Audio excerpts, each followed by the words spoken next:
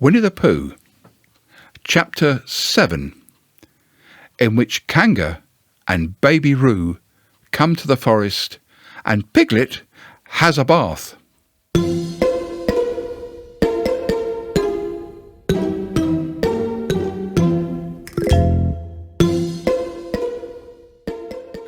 Nobody seemed to know where they came from, but there they were in the forest, Kanga and Baby Roo. When Pooh asked Christopher Robin, how did they come here? Christopher Robin said, in the usual way, if you know what I mean, Pooh. And Pooh, who didn't, said, oh. And then he nodded his head twice and said, in the usual way. Ah. And then he went to call upon his friend Piglet to see what he thought about it. And at Piglet's house he found Rabbit. So they all talked about it together. What I don't like about it is this, said Rabbit. Here we are, you, Pooh, and you, Piglet, and me, and suddenly, and Eeyore, said Pooh, and Eeyore, and then suddenly, an owl, said Pooh, and owl, and then all of a sudden, oh, and Eeyore, said Pooh, I was forgetting about him. Here we are, said Rabbit very slowly and carefully, all of us, and then suddenly we wake up one morning and what do we find? We find a strange animal amongst us, an animal of whom we've never even heard before, an animal who carries her family around in her pocket. Suppose I carried my family about with me in my pocket. How many pockets would I want? 16, said Piglet. 17, isn't it? Said Rabbit. And one more for a handkerchief, that's 18. 18 pockets in one suit. I haven't time. There was a long and thoughtful silence, and then Pooh, who had been frowning very hard for some minutes, said, I make it 15. What? Said Rabbit. 15. 15 what? Your family. What about them? Pooh rubbed his nose and said that he thought Rabbit had been talking about his family. Oh, did I? Said Rabbit carelessly. Yes, you did. Never mind, Pooh, said Piglet impatiently. The question is, what are we going to do about Kanga? Oh, I see, said Pooh. The best way, said Rabbit, would be this. The best way would be to steal Baby Roo and hide him. And then, when Kanga says, where's Baby Roo? We say, aha! Aha, said Pooh, practising. Aha! Aha! Of course, he went on, we could say aha even if we hadn't stolen Baby Roo. Pooh, said Rabbit kindly, you haven't any brain. I know, said Pooh humbly. We say aha so that Kanga knows that we know where Baby Roo is. Aha means we'll tell you where Baby Roo is if you promise to go away from the forest and never come back. Now, don't talk while I think. Pooh went into a corner and tried saying aha in that sort of voice, and sometimes it seemed to him that it did mean what Rabbit said, and sometimes it seemed to him that it didn't. I suppose it's just practice, he thought. I wonder if Kanga will have to practice too, so as to understand it. There's just one thing, said Piglet, fidgeting a bit. I was talking to Christopher Robin, and he said that a Kanga was generally regarded as one of the fiercer animals. I'm not frightened of fierce animals in the ordinary way, but it is as well to know that if one of the fiercer animals is deprived of its young, it becomes as fierce as two of the fiercer animals, in which case, aha is probably a foolish thing to say. "Piglet," said Rabbit, taking out a pencil and licking the end of it, "you haven't any pluck." "It's hard to be brave," said Piglet, sniffling slightly, "when you're only a small animal." Rabbit, who'd begun to write very busily, looked up and said, "It is because you are a very small animal that you will be useful in the adventure before us." Piglet was so excited at the idea of being useful that he forgot to be frightened any more. And when Rabbit went on to say that kangas were only fierce during the winter months, being at other times of an affectionate disposition, he could hardly sit still. He was so eager to begin being useful at once. "What about me?" said Pooh sadly. "I suppose I shan't be useful." "Never mind, Pooh," said Piglet comfortingly. "Another time, perhaps." "Without Pooh," said Rabbit solemnly as he sharpened his pencil, "the adventure would be impossible."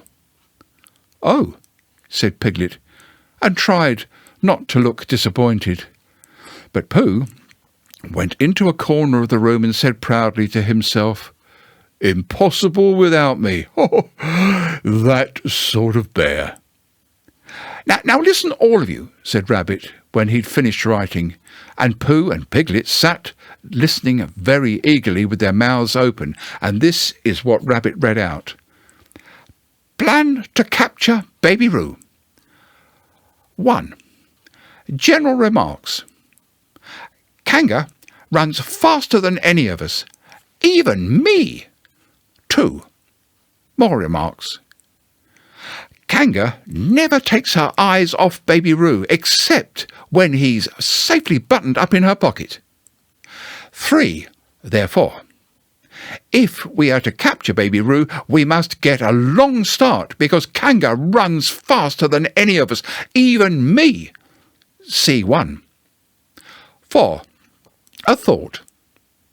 If Roo had jumped out of Kanga's pocket and Piglet had jumped in, Kanga wouldn't know the difference because Piglet is a very small animal. 5. Like Roo. 6.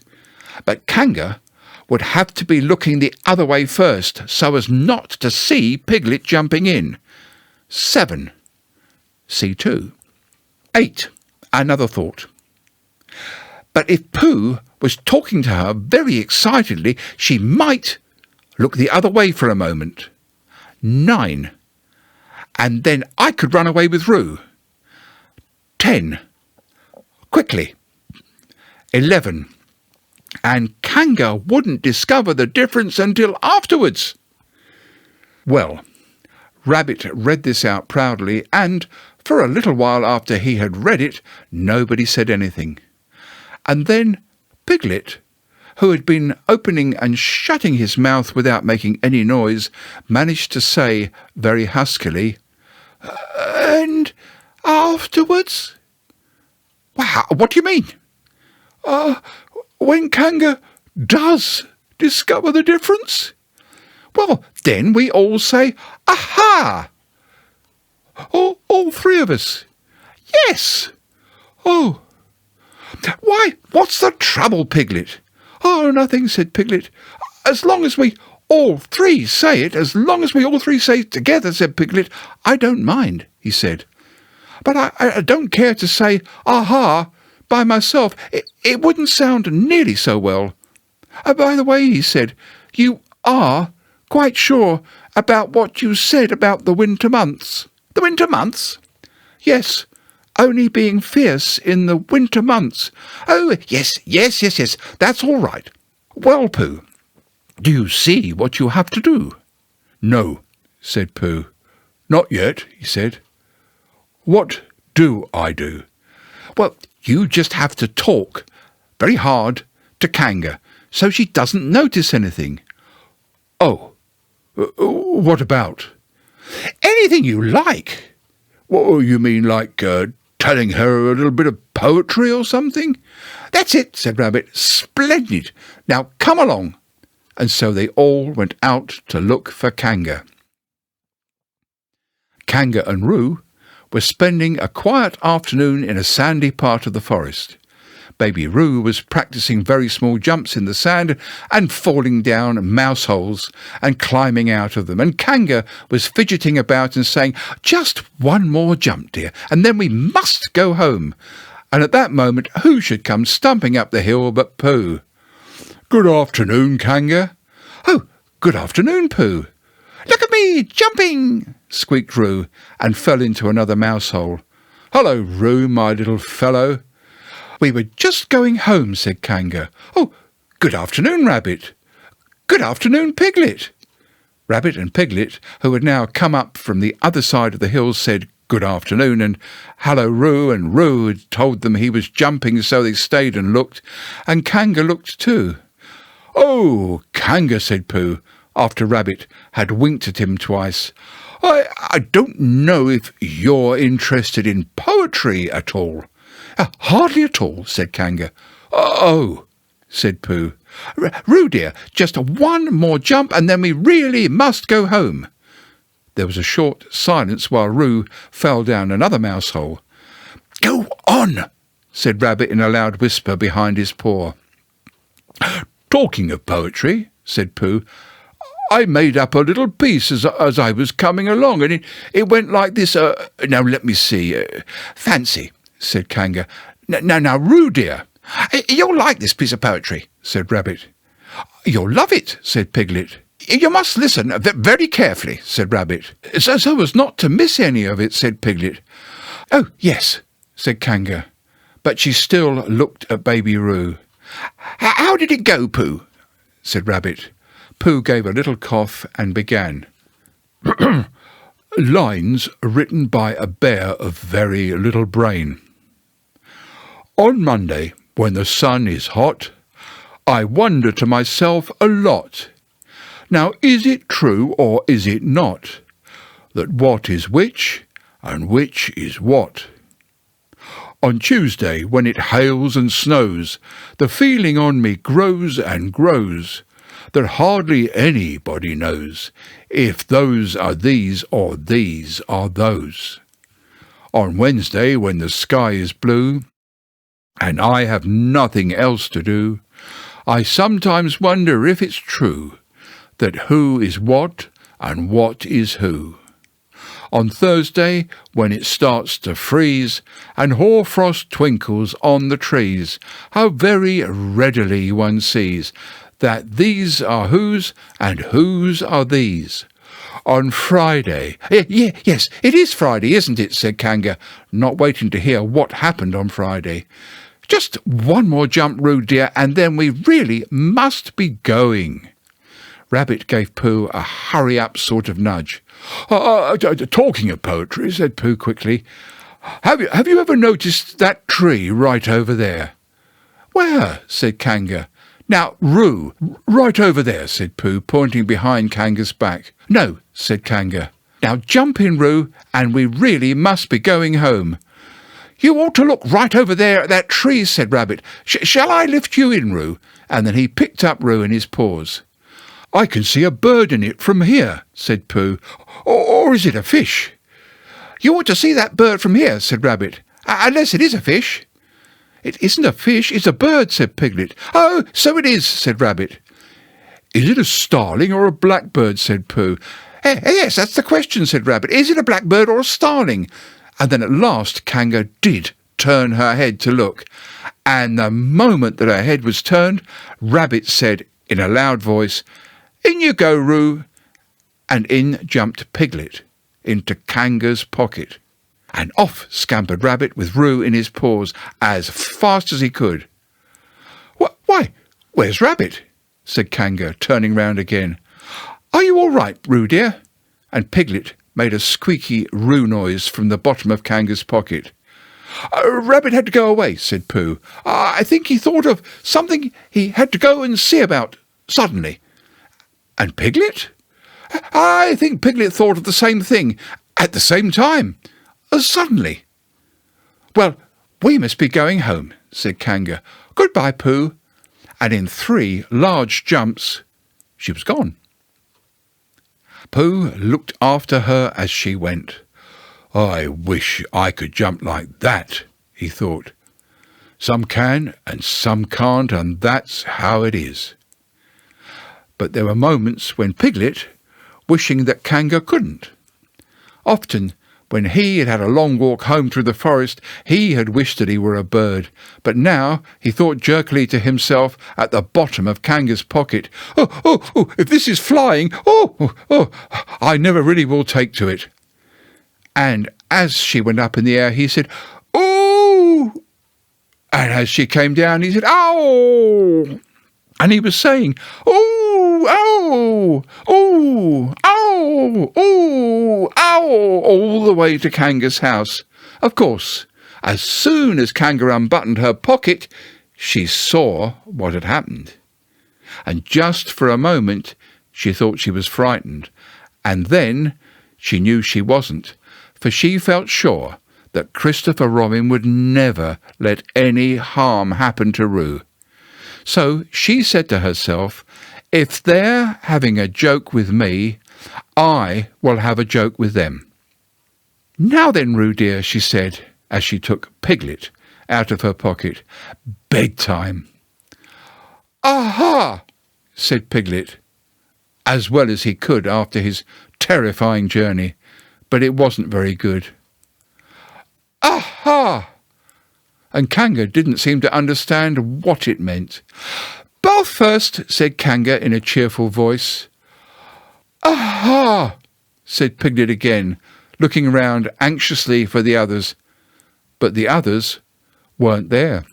Rabbit was playing with Baby Roo in his house and feeling more fond of him every minute. And Pooh, who decided to be a Kanga, was still at the sandy place on the top of the forest, practising jumps. "I'm not at all sure," said Kanga in a thoughtful voice, "that it wouldn't be a good idea to have a cold bath this evening. Would you like that, Roo dear?"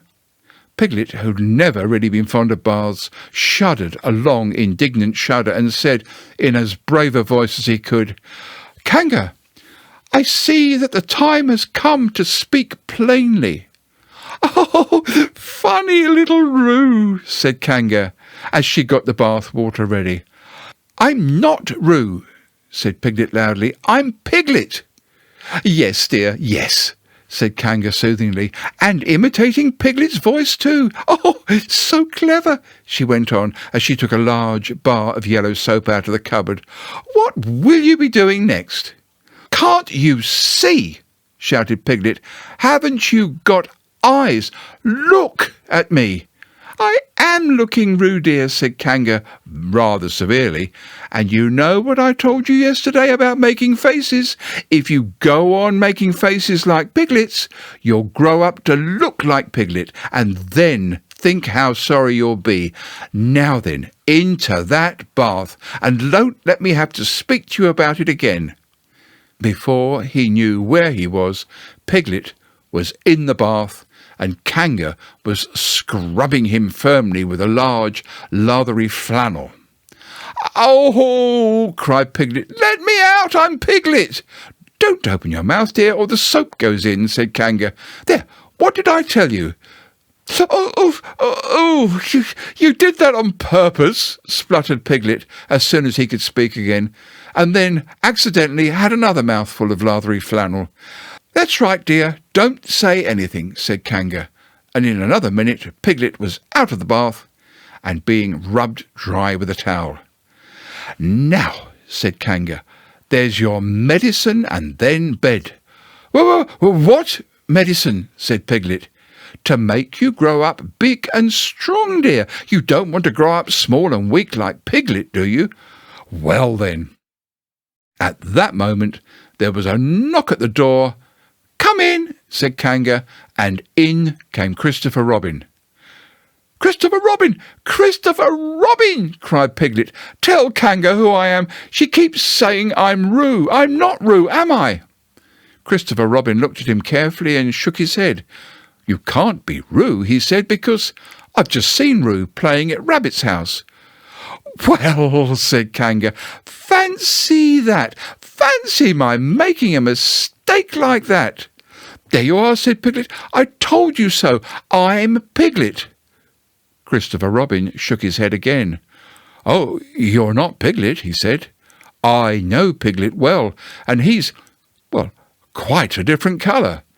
Piglet began to say that this was because he'd just had a bath, and then he thought that perhaps he wouldn't say that, and as he opened his mouth to say something else, Kanga slipped the medicine spoon in and then patted him on the back and told him that it was really quite a nice taste when you got used to it. "I knew it wasn't Piglet," said Kanga. "I wonder who it can be." "Perhaps it's some relation of Pooh's," said Christopher Robin. "What about a nephew or an uncle or something?" And Kanga agreed that it was probably what it was, and said they would have to give it a name. "I shall call it Pootle," said Christopher Robin. "Henry Pootle, for short." And just when it was decided, Henry Pootle wriggled out of Kanga's arms and jumped to the ground. To his great joy, Christopher Robin had left the door open. Never had Henry Pootle Piglet run so fast as he ran then, and he didn't stop running until he was quite close to his house. But when he was 100 yards away, he stopped running and rolled the rest of the way home, so as to get his own nice, comfortable colour again. So Kanga and Roo stayed in the forest. And every Tuesday, Roo spent the day with his great friend Rabbit, and every Tuesday Kanga spent the day with her great friend Pooh, teaching him to jump. And every Tuesday, Piglet spent the day with his great friend Christopher Robin. And so they were all happy again.